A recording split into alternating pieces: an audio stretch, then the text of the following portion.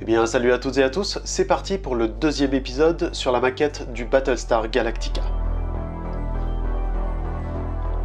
Dans le premier épisode, que je mets en lien dans la description, j'avais commencé par établir un plan pour m'aider à trouver les bonnes dimensions pour la maquette. Étonnamment, même si j'avais obtenu des mesures précises, il fallait quand même ajouter une bonne gymnastique mentale pour passer d'une image à plat à des tranches d'un objet en volume. Et c'est ce que j'ai fait. Seulement j'ai fabriqué qu'une partie de la tête en réalisant que ce travail était particulièrement long. Vraiment très long. Mais cela n'a pas été mon seul problème. Voyez-vous, j'imagine cette maquette comme un millefeuille avec des tranches de 2 mm contre des tranches de 6 mm. Dans la théorie, tout se passe bien. Et pourtant, le morceau de maquette que j'ai fait est plus long que sa représentation sur le papier. Attendez, mais pourquoi ça dépasse ça? Ça ne devrait pas dépasser? En effet, ça ne devrait pas. Et si je continue comme ça, ma maquette aura près de 20 cm de trop. Ce qui ne donnera plus l'aspect d'un Battlestar Galactica, mais disons de quelque chose de moins élégant. C'est alors qu'il me vient une brillante idée. Non. Et pourquoi je ne retirerais pas des tranches pour raccourcir la maquette? Au-delà de ce bruit inquiétant, retirer quelques tranches provoque certains décalages que j'ai dû corriger grossièrement au ciseau. Pour le moment, il n'est pas difficile de se rendre compte que le résultat est un peu grossier. J'essaierai d'arranger ça plus tard, parce qu'il ne faut pas oublier qu'il y a encore beaucoup à faire. En résumé, pour le reste de la maquette, je vais découper près de 200 tranches de polystyrène. J'ai l'impression de voir ça comme une salade de tomates mozzarella. Oui, c'est la première chose qui m'est venue à l'esprit en voyant ça. Et ça, c'est qu'un quart de la maquette. Les feuilles de polystyrène blanche ont l'avantage d'être conditionnées à plat. Mais ce n'est pas le cas pour les feuilles grises. Se retrouver avec un tas de feuilles courbées comme ça, c'est pas pratique.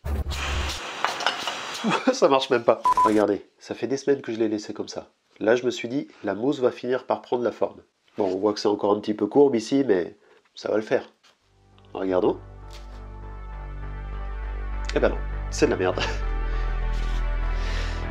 C'est... Bon bah, on fait avec.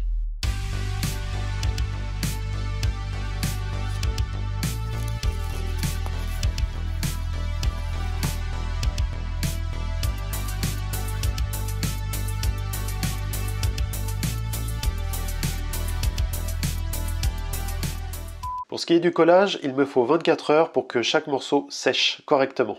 Et bien sûr, je colle ça sur mes plans, sans réaliser que j'allais avoir un petit embêtement par la suite. Oh, allez. Oh merde. Ok. Il est possible que j'ai eu quelques griffures sur ma feuille.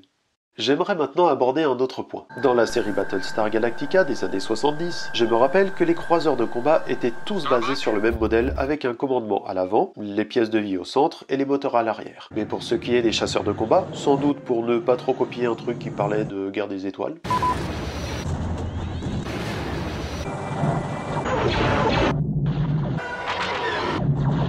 ils ont eu l'idée de mettre des hangars sur les côtés pour proposer des pistes, comme sur un porte-avions, en version spatiale. Sauf que dans la série des années 2000, pour donner une certaine logique aux croiseurs de guerre, la série propose non seulement une forme unique par vaisseau, mais également des hangars rétractables. Très joli, mais ça pose un petit problème. Alors voilà ce qu'on voudrait pour les hangars. Dans la théorie, ça, c'est le hangar, avec sa fonction rétractable, ce qui veut dire qu'il doit se déplacer comme ceci, pour pouvoir faire sortir les vaisseaux. Le problème, c'est que il tape dans le vide là. Techniquement, il se casse la gueule. Pour réaliser ça en maquette, ça ne fonctionne pas, parce qu'il n'y a pas de point d'attache. Ce qu'on aimerait, c'est quelque chose qui se rapproche de ça. Si on pivote le hangar, il aurait toujours une attache jusque là. Ce serait plus ou moins potable. Sauf que c'est pas très élégant, et là, bah disons que il tient pas quoi. Donc dans mon idée, je vais jouer entre les deux. Désolé, j'ai plus de poids. En mettant une petite tranche pour faire tenir le hangar. Quand il ouvre, il faudra que je m'arrête là, histoire qu'il tienne ici et qu'il repose ici. Voilà ce que je vais proposer. Une planche solide pour la base, les deux hangars, le centre du vaisseau et le capuchon.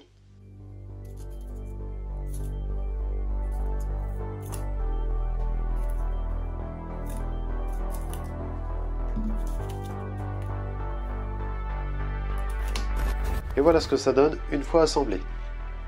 Il y en aura deux comme ça. Si j'ouvre, hop, le hangar tiendra comme ça. Et pour que ça tienne mieux, j'ai rajouté ça, la petite languette qui s'insère à l'intérieur du trou ici.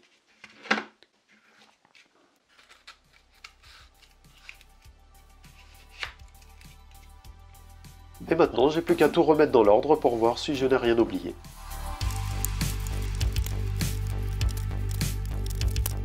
Et voilà.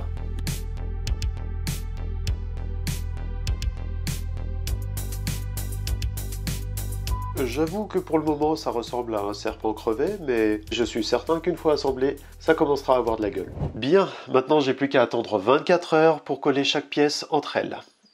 J'ai intérêt à être stratégique. 2000 years later. De retour après une éternité, pour vous ça ne fait que quelques secondes, alors que dans la réalité, il s'est passé à peu près 3 semaines. Tout ça pour faire la vidéo de la semaine en moins de 10 minutes. Oui, ce n'est clairement pas rentable. Abonnez-vous. Passons. Voici l'objet entièrement collé. Il paraît encore incomplet parce qu'il n'a pas encore ses détails et ses tôles de protection. Cependant, vous aurez peut-être remarqué que le bec a un petit peu changé. Alors, je vous cache des trucs? Pour faire simple, j'avais pensé corriger l'importante profondeur qu'il y avait entre les plaques grises. Si cela ne vous dérangeait pas, regardez la différence entre le travail que j'avais fait dans le premier épisode et ce que je propose maintenant. Bon, et maintenant, ça vous dérange? Pour pallier à ce problème, j'ai tout simplement coupé des lanières de polystyrène avant de les coller dans les parties creuses. Et voilà qui donne un résultat plus abordable. À l'occasion, j'ai également retouché la forme des hangars, naturellement pour retirer les petites cales que j'avais laissées comme des guides, mais surtout pour redresser la courbe étrange à cet endroit et proposer un semblant d'entrée et de sortie. Oui, je dis un semblant d'entrée et de sortie parce que je ne vais pas tailler plus profond dans le hangar. Il se trouve étrangement qu'à chaque fois que je mets un coup de cutter dedans, tout se casse. Il faut dire que ces petits éléments sont clairement fragiles. Vous comprendrez donc que je ne vais pas passer ma vie à recoller cette maquette. Dans le prochain épisode, nous allons chercher quelques idées pour créer des détails sur cette maquette, et pourquoi pas lui offrir sa première couche de peinture. En attendant, portez-vous bien. Salut! Oui, je sais jamais comment finir mes vidéos.